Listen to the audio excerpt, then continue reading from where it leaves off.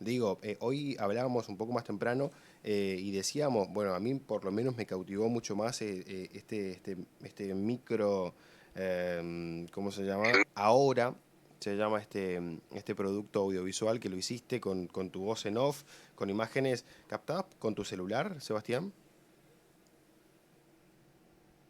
Y son imágenes que se dieron y un concepto que es bajo el paraguas donde se mete ahora, que fue un contexto de pandemia, pero también a partir de una ruptura que yo hago en mi obra, digamos, de alguna manera, mi humilde obra, que es creer, es como con ese juego doble, ¿no? De creer y crear, crear a pesar de las condiciones, viste que dicen que nunca es el momento adecuado para el arte, para el audiovisual en este caso, por distintos motivos. Bueno, para mí siempre lo es, a pesar de las circunstancias. Entonces, de hecho, estamos haciendo, intentando hacer audiovisual, cine, en una de las provincias más pobres del país. Yo soy muy crítico con eso, desde la periferia mismo, donde sabemos que por ahí Dios atiende en Buenos Aires, ¿no? Como siempre. Entonces, ya crear desde, intentar crear cualquier o desarrollar cualquier disciplina artística desde los bordes de la periferia, la oscuridad, desde donde estamos, digamos, en este caso, de una provincia argentina, me parece que ya es valentía desde el vamos. Entonces, un poco es crear a pesar de todo, ¿no? Entonces, un poco es, muchas veces tenemos la posibilidad de ir por el Inca, que es por ahí la principal fuente de financiamiento, y muchas veces son proyectos independientes que encuentran distintas fuentes o vías de financiamiento y muchas veces no las encuentran y nos encontramos con amigos, con amigas que hoy trabajan para un proyecto que lo encabezo yo y mañana trabajo para proyectos que lo encabezan ellos. Entonces, es un poco la idea de Creo, que ahí dentro de eso salió en contexto de pandemia la serie Ahora, que tiene 4 capítulos. Pensadamente yo la hice como para descargar también, ¿no? Para comunicar, porque ese es mi origen y creo que también el audiovisual es una herramienta para comunicar, pero no creí que iba a tener la trascendencia que tuvo. De hecho, recorrió no solo festivales, obviamente virtuales en Argentina, Brasil, Colombia, México, sino que llegó a Europa inclusive, ¿no? Y ahora es solamente una muestra, después tuvo el Barrio del Tambor, estuvo a Mauta, que lo hice después de un viaje a Bolivia, ahora también a partir de un maestro, de un referente de la cultura boliviana también. Y así se van generando proyectos. Tengo otros vinculados al Liberá, ahora que estoy haciendo, y estoy decidiendo si van de manera independiente o me tomo más el tiempo para trabajarlo a través de convocatorias del Inca y buscar ese financiamiento que siempre es mucho más nutritivo, pero mucho más extenso. Entonces esa es un poco la búsqueda en la que estoy ahora, ¿no? Una búsqueda de experimentar nuevos caminos. Sebastián, perdón, Carla, Fran, ¿quieren preguntar algo a Seba? Yo tengo miles de preguntas, pero prefiero que mis compañeros participen también. Bueno, gracias por la introducción. No, yo tengo una pregunta referido a tu interés de seguir con el formato documental que venías hablando, ¿no? ¿Qué es lo que es tan atractivo a la hora de dirigir o producir un documental? ¿Qué es lo que vos considerás que son los fuertes que hay que tener a la hora de dirigir más allá del mensaje que uno quiera dar?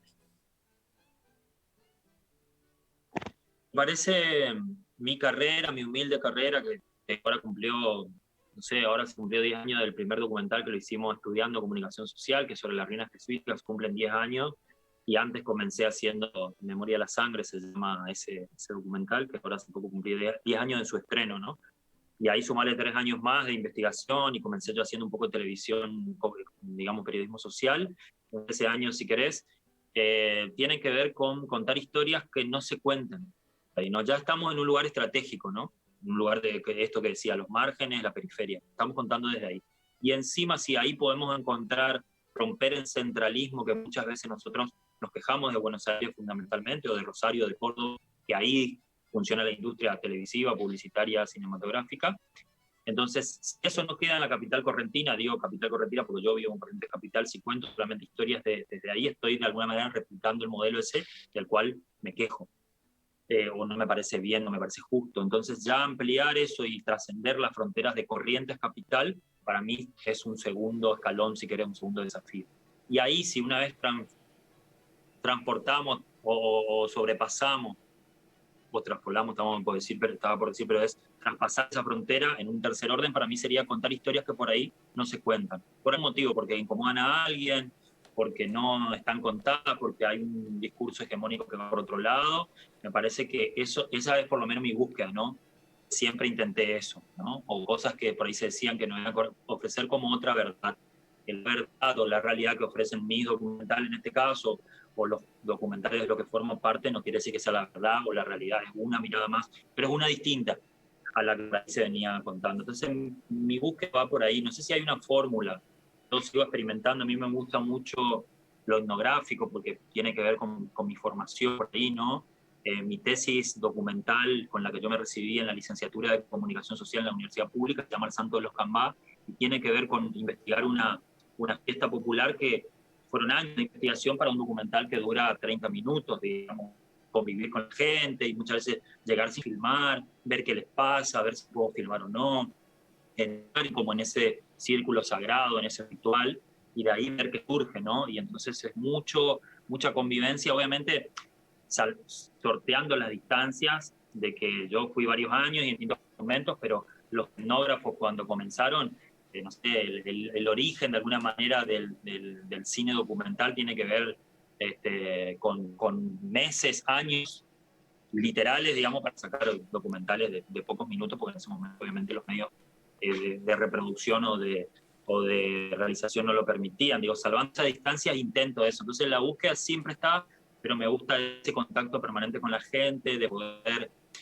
hay una frase de Rodolfo Walsh que dice, me voy con la tristeza de no haber quedado más tiempo con esa gente maravillosa, ¿no? Y eso me pasa todo el tiempo, es convivir para filmar, intento. Después, obviamente, hay que llegar a fin de mes, uno por ahí trabaja de otras cosas, a mí siempre dentro de la imagen. Pero digo, por ahí estoy haciendo cosas que necesito otro tiempo, no me puedo tomar todo el tiempo que quisiera, pero intento eso siempre. Llegar para filmar, ¿no? Llegar primero a convivir para después filmar, no imponer una filmación, porque me parece que no es alterar un proceso que debería ser natural, ¿no? Si bien el documental implica obviamente intervenir sobre una realidad y como realizador en este caso elegís lo que queda adentro y seguramente, porque lo más difícil siempre de cualquier trabajo es resumir, bueno, gran parte queda afuera, ¿no? Entonces ese detrás de campo habla mucho más que el delante de campo muchas veces. Mi búsqueda viene por ahí, no sé si será la correcta. Pero es una búsqueda que está buenísima porque la verdad que la llevas muy bien en estos documentales o también un poco de ficción también hay, ¿no? En el último Yaguareté, que es interesante, ¿no? Con Mauro Santamaría como protagonista de alguna manera, ¿no? Este gran guionista también de la región que también se presta de alguna manera para participar de diferentes series o películas de la región.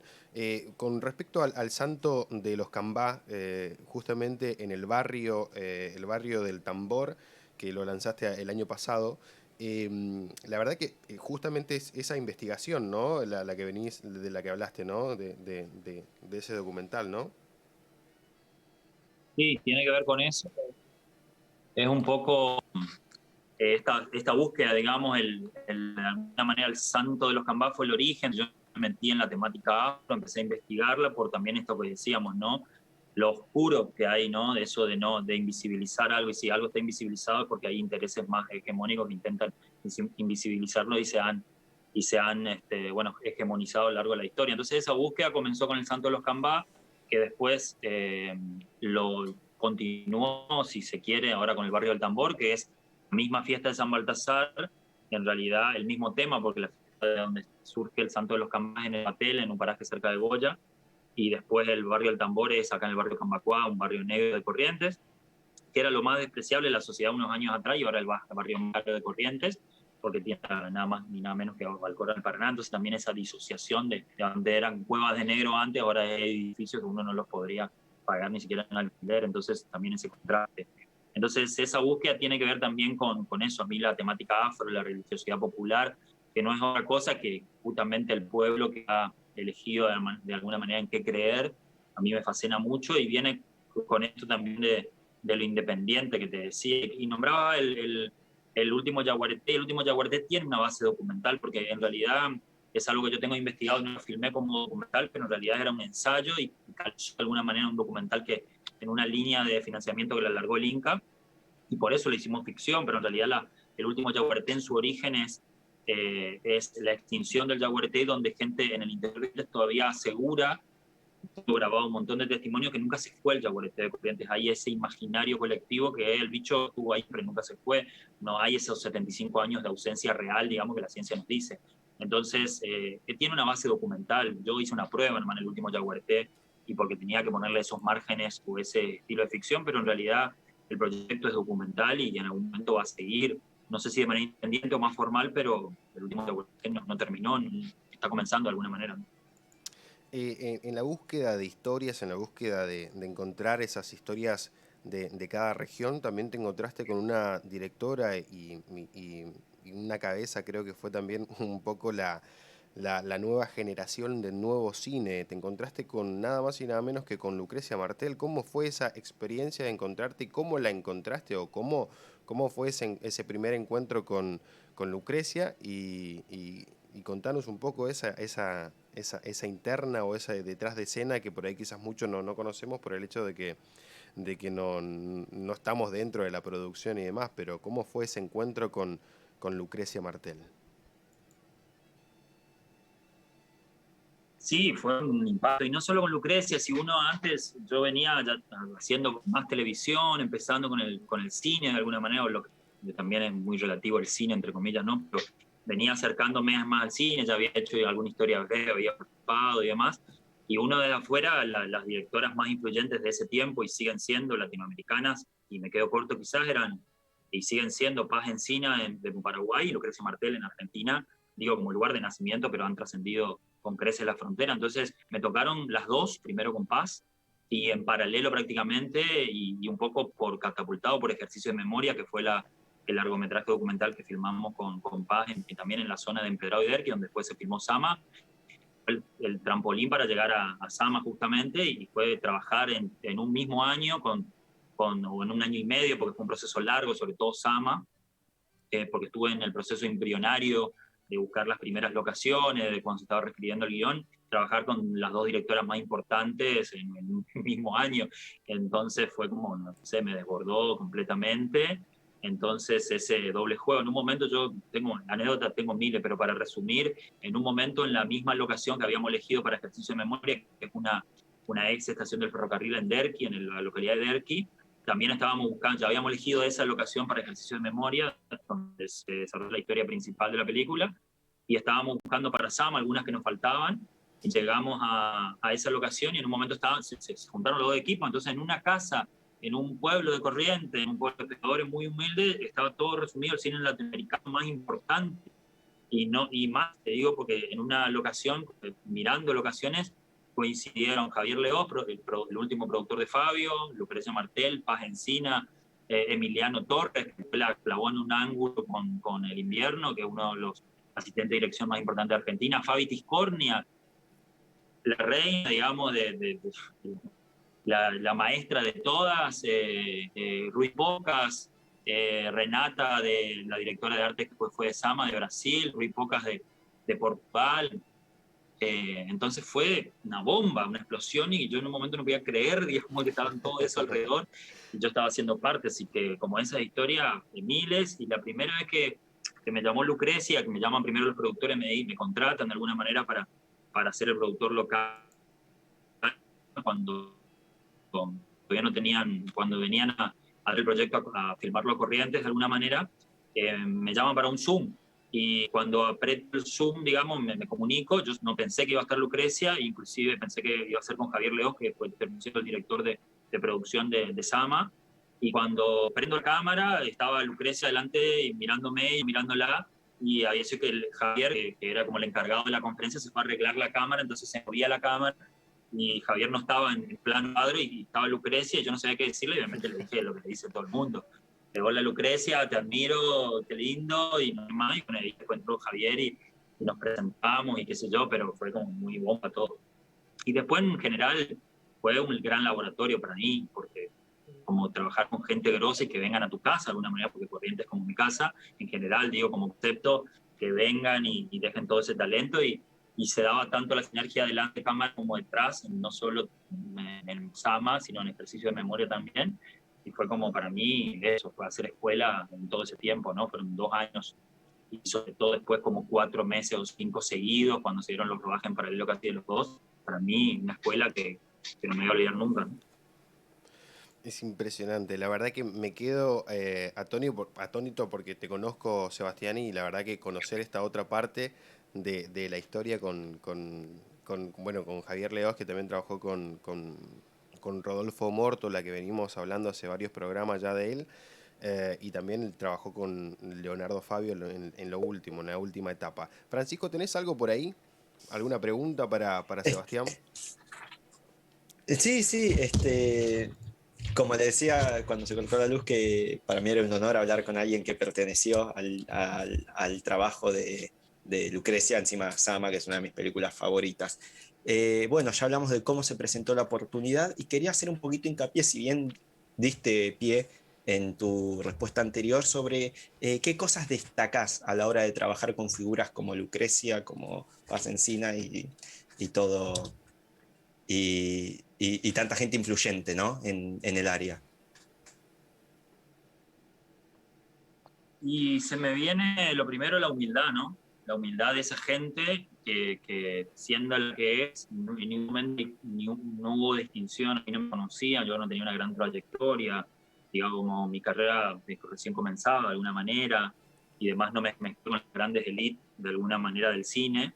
Entonces, me parece que eso primero, y no solamente a mí me tocó en lo personal, obviamente, pero yo lo veía alrededor también. En un momento y eso tanto en Paz como en Lucrecia y todo el equipo y demás, como ellas eran así, de la cabeza para abajo, se bajaba esa info naturalmente, nadie te decía cómo tenías que ser, sino que se daba porque ellas eran así. Entonces, si ellas eran así, que de alguna manera comandaban el barco, entonces contagiaban, ¿no? Y se daba naturalmente, genuinamente. Y no solo me pasaba a mí, sino que, no sé, recuerdo también un montón de anécdotas, pero en un momento estuvimos en el proceso embrionario de Sama, cuando todavía había mucho más extra de lo que terminaron siendo, las escenas se sacaron, bueno, en esa reescritura del guión de alguna manera, venían 4, después terminaron siendo 50, en el caso de Sama fijo, y después con los extras, los actores que venían, gente que llegamos a comer 100, digamos, en un mediodía, ¿no? O merendar al atardecer en medio de las barrancas, digamos, era un movimiento pero muy grande de gente, pero al principio éramos 5 y Lucrecia con su guión, anotando, y venía el asistente o la asistente de dirección, el utilero, porque se tenía que construir un pueblo de 1795, donde iba a ser el pueblo que se ve en Sama hoy. Entonces venía el utilero, el jefe de utileros, a ver cómo se iba a hacer en medio de las barrancas, qué sé yo. Y Lucrecia, y estábamos ahí, y en un momento desayunando leyendo el guión y haciendo pasada, me dice, ¿vos cómo contarías esta escena después de leer una escena? Y me estaba preguntando a mí, a Sebastián Toba, digamos, y ahí, viste, obviamente, no sé, viste, como que se me cruzaron los cables, no sabía qué responder, y me estaba preguntando porque yo ahí, en ese contexto en particular, al lado del río Paraná, y sabía más que ella, en ese contexto. ¿Viste? Entonces ahí aprendí eso de los grandes, de nutrirse del que sabe un poco más que vos porque juega de local de alguna manera. Y después lo vi que lo hizo con el lanchero mismo, había una escena donde había que arrastrar a un ahorcado en el medio del río, y ya no estaba segura cómo hacerlo para que suene verosímil, y estábamos ahí, y se sumó el lanchero, que era un lanchero que contratábamos ahí, que está bien, era un todoterreno, después nos hicimos amistad y todo, pero en ese momento no lo conocíamos, y le preguntó, ¿vos cómo harías? Acá tenemos que hacer esto, ¿vos cómo harías esta escena? Y ahí, viste, el tipo también se quedó, a mí me está preguntando cómo hacer, y yo no sé nada de cine, bueno, no sabés de cine, pero sí sabés cómo el remolinea acá en esta zona del río Paraná. Entonces me parece que eso me quedó muy marcado de cómo es de Lucrecia y de Paz también, si bien Paz es más interior, me parece, ¿no? Más ensimismada, de alguna manera también te preguntaba cosas y de alguna manera abría su cabeza para hacerte parte, ¿no? Que me parece que es muy difícil eso, ¿viste? No enfrascarse y que muchas veces el pecado de los directores, también los productores, ¿no? Y lo vi también en dirección, porque estoy dando ejemplos claros de dirección, pero también lo vi en producción. ¿Cómo haríamos esto? ¿A quién llamamos? ¿Cómo hacemos esto más fácil para que ser puente para que el equipo llegue, para que tenga esta necesidad? Entonces se daba y se contagiaba en todas las áreas, ¿no? Ahí va. Cuando hablamos más allá, bueno, ahora vamos a dejar a estas dos estrellas mundiales y vamos a hablar un poco sobre el cine regional. Carla tiene una pregunta para vos.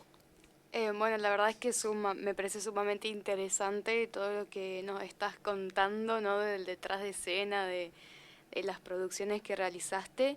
Y bueno, me quedó bastante lo que dijiste al principio, ¿no? Del tema de que siempre se nos representa más en cuanto a Buenos Aires y no tanto no es tan conocido el cine en nuestra región.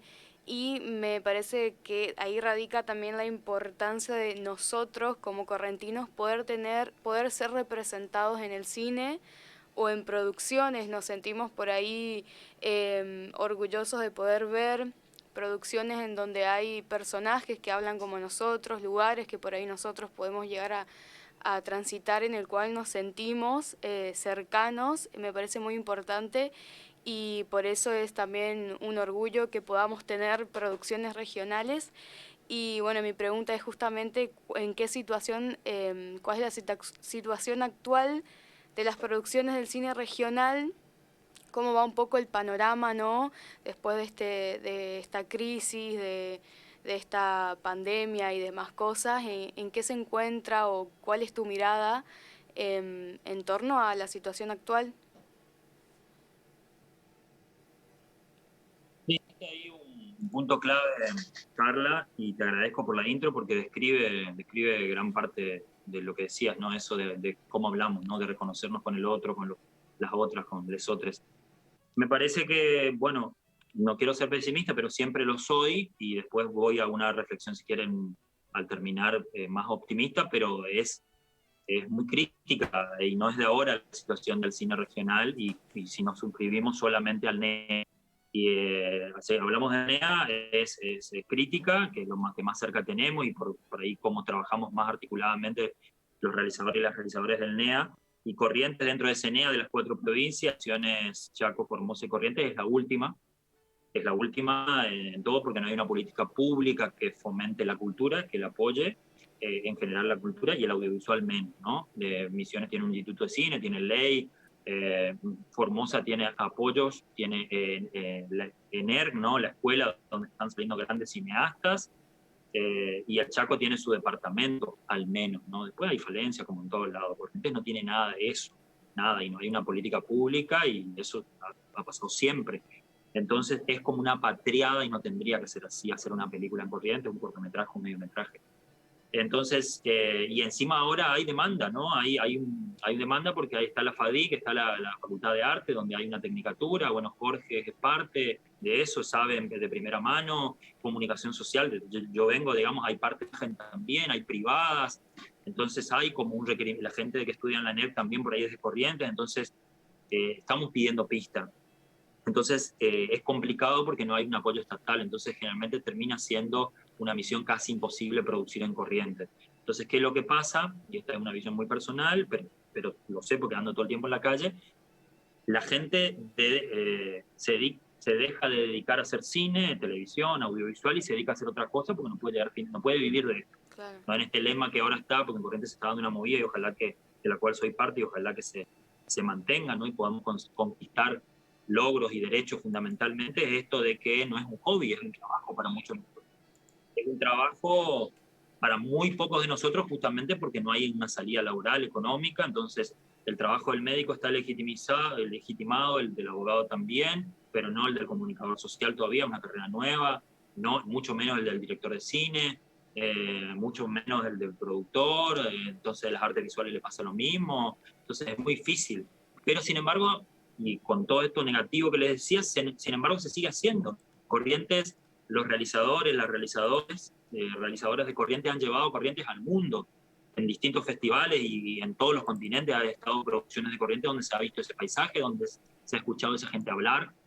Entonces, sin embargo, se ha hecho. Imagínense si contáramos con el apoyo estatal, de privados, una política pública que nos acompañe. Entonces esto se podría potenciar y podríamos ser un polo, ¿no? Porque Corrientes tiene condiciones naturales. Yo lo vi con Sama, ¿no? No solo las cuestiones naturales, qué lindas las barrancas, espectaculares. Corrientes se puede filmar todo el año, en el sur no se puede filmar todo el año, ¿no? Entonces las condiciones naturales nos acompañan, pero hay mano de obra calificada. O sea, para Sama se armó en un pueblo que no estaba acostumbrado a hacer cine, un puerto de 1795. Entonces, y lo armó gente de ahí, con directivas de fuera, pero con gente de ahí. Y en Cacatí nosotros hicimos cosas, y en todos los lugares que vamos la mano de obra está. Entonces se puede hacer cine Corriente, pero se puede potenciar, en el Estero Liberal y donde vos quieras. Entonces tiene con qué Corriente. Lo que pasa es que no tiene el apoyo que necesita, ¿no? Entonces, y cierro con esto, sabemos que es difícil, nos falta juntarnos más para hacer fuerza porque el trabajo comienza por casa, para exigir cada vez más derechos, pero Corrientes tiene con qué, tiene material humano para seguir proyectando y haciendo eso, lo que viene haciendo hasta ahora, con más fuerza, ¿no? Que trascender la frontera. Totalmente. Y también algo muy curioso, ¿no? Es que no, como decís, las carreras, ¿no? De las artes visuales y demás no están legitimadas o no tienen por ahí la importancia o el peso, la misma gente por ahí no le da ese reconocimiento que se merecen y más que nada creo que la pandemia en sí nos vino a mostrar y a demostrar que sin el arte no podemos vivir, porque ¿qué hizo la gente todo este tiempo aislada? Miró series, miró películas, escuchó música, es como que es algo tan importante en nuestro día a día que creo que merece que sea reconocido. Sí, sin duda, y yo lo que decía, siempre digo, cuando doy clase ahí en FADIC, en la facultad, es comienza por casa. El primer paso es nosotros revalorizar nuestro trabajo, valorizarlo, darle valor agregado fundamentalmente y poner precio a nuestro trabajo, digamos, ¿no? Vos cuando te vas al médico, te examina el médico y te dice son 1.000 pesos, 1.200 pesos una consulta normal. Queda, tomate este medicamento, hacete estos estudios. Está bien en la sociedad, ¿no? Nosotros vamos a 1.000 reuniones antes, viste, con el cliente X que quiere tal spot para hacer tal video institucional. Vamos a 1.000 reuniones que no las cobramos y después, no, hasta que pasamos un presupuesto, perdimos nuestro tiempo, que es lo más valioso que tenemos y no le pusimos valor. Entonces, el trabajo comienza por casa. Y está bueno eso que decís, dejar de naturalizar, creo que una de las cosas que nos enseñó la pandemia es dejar de naturalizar de que el arte es magia, ¿no? Que uno levanta una piedra o no la levanta y sale arte y que en YouTube está y nadie compuso ese tema que escuchamos y que muchas veces nos sirvió como terapia, nos salvó la vida, esa película que mira, como que nadie la hizo, como que no tiene un proceso anterior, ese documental que uno mira, ese libro que uno lee, como que no tiene proceso anterior que se hizo por magia y ese creador, ese artista vive del aire, ¿no? Entonces está bueno ese momento para dejar de naturalizar y prestarle verdadera importancia al arte, que para mí es esencial, ahora que está tan en boca la palabra esencial. Bueno, el arte es esencial también, ¿no? Sí, totalmente. La verdad Y que ahí no va a quedarte. Para mí es muy es importante esencial y no macana, ¿no? lo que decís, creo que estamos todos de acuerdo, que hay que empezar, ¿no? Me parece un buen consejo también lo que estás dando, por ahí si nos están escuchando creadores de contenido, de imagen o lo que sea, de poder empezar por casa, justamente como lo mencionaste, y bueno, es algo que como sociedad tenemos que empezar a construir y demás. Sí, totalmente. La verdad que, bueno, para nosotros es un placer, ya nos está quedando poco tiempo en el Zoom para poder charlar con vos. Lamentablemente el Zoom es como que nos limita, nos está censurando porque 40 minutos nomás, cuando hay 3 personas, 40 minutos nomás te deja charlar. Pero ¿alguna última pregunta que tenga Francisco por ahí? Se nos quedó duro, parece. A ver. Bueno, No, no sé si, como recalcó Kurka, la necesidad de implementar políticas públicas que legitimen este tipo de actividades, porque lo dijo muy bien mi compañera y lo están diciendo muy bien ustedes. Si algo dejó esta pandemia es la necesidad de legitimar este tipo de arte que claramente quedó súper evidente que no se puede vivir sin el arte. Así que, y también de mi lado agradecerle eh, a los que se dedican Seba, ya lo último, digamos, ¿no? Recordando un poco al compañero René Oviedo, ¿este año se va a realizar el Festival de Cine Rural aquí en Bellavista o todavía estamos ahí como en la tratativa de ver cómo encaramos este festival que bueno, ya viene cumpliendo varios años en su realización? Sí, se va a realizar porque sí, es un compromiso, ya está instalado. No sabemos de qué manera, porque nadie sabe, un poco la incertidumbre en la que estamos todos, en modo supervivencia, y obviamente tenemos que respetar los protocolos por el respeto a la vida, a la salud, a la gente que está en primera línea trabajando hace mucho tiempo, pero se va a realizar. Veremos si es virtual, 100%, si es mitad virtual y mitad presencial. Yo lo veo muy lejos, lamentablemente, y con todo el dolor del alma de que sea 100% presencial, porque el festival convoca a mucha gente todos los años. y es complicado hacerlo en un horario nocturno por nuestro público objetivo, que son pibes y pibas de escuelas rurales, que dejan por ahí o en contraturno a ir a la escuela van al festival. Entonces está difícil, pero se va a hacer seguramente. El año pasado lo pudimos hacer estrenando una página de internet donde pudimos llegar a nuestro público objetivo a través de WhatsApp también, o de Facebook también, y después para otro público, digamos, como una nueva ventana de proyección, la página web. Así que se va a realizar y se lo debemos al compañero René Oviedo, al que nos nombramos, un poquito se cortó, pero que es el que sembró esta semilla y el que nos dio cine rural y nos dio una identidad, ¿no? Y nos dio esta posibilidad de que Bellavista sea un polo también, ¿no? Y que se pueda replicar el modelo Bellavista, el modelo 3 de la colonia 3 de abril, porque ahí en realidad se hace el festival, el campo pueda trasladarse a otros campos, ¿no? Y que Bellavista sea un espejo y un reflejo. Me parece que obviamente es gracias a René, que no está físicamente con nosotros, pero él sabía en las conversaciones previas que nosotros hemos tenido que físicamente se iba, pero no se va a morir nunca, como yo suelo decir, ¿no? La obra de él quedó y nos toca continuarla a nosotros y quedó un espacio sólido, consolidado, muy interdisciplinario, múltiple, con más voces cada vez más amplio, nos trascendió ya a nosotros, que por ahí arrancamos el festival y se va moldeando con las personas que van formando cada vez más y va encontrando su propia identidad y va sumando cosas nuevas, así que bienvenido sea, así que seguro se realiza y vemos en cuáles condiciones nomás, pero siempre es un sí. Obviamente, y Cine Viral va a ser un canal de comunicación también para este tipo de eventos, no solamente para el Festival de Cine Rural, sino para todos los festivales que se realicen en la región.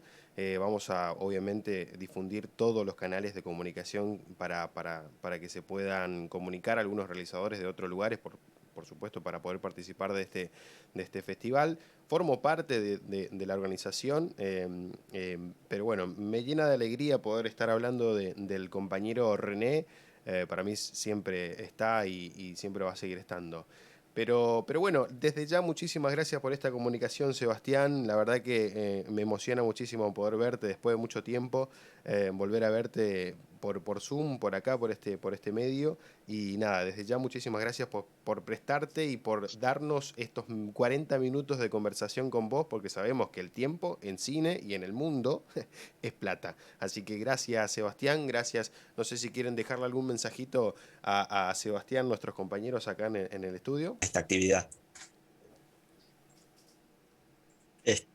No, agradecerte, porque ya hablamos un poquito cuando pasó lo de la luz y le quería agradecer el espacio y la oportunidad de haberlo entrevistado y la predisposición. Así que para mí es un honor. Coincido totalmente con los dos, así que muchísimas gracias por poder estar hoy, por prestarnos un poquito de tu tiempo y bueno, vamos a seguir pendientes de tus trabajos, de poder difundir y ver y disfrutar, obviamente.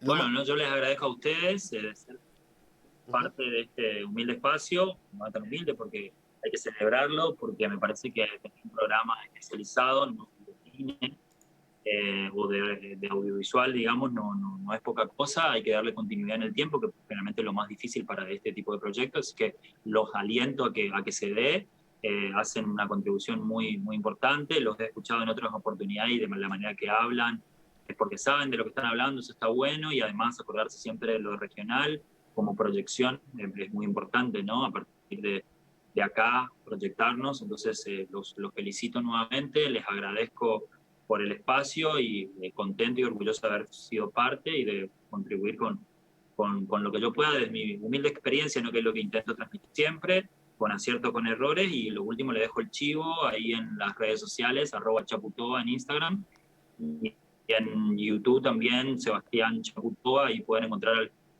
no sé si gran parte, pero muchos de mis trabajos están liberados ahora por la pandemia fundamentalmente, así que ahí pueden encontrar varias cositas y bueno, ahí están mis datos y demás.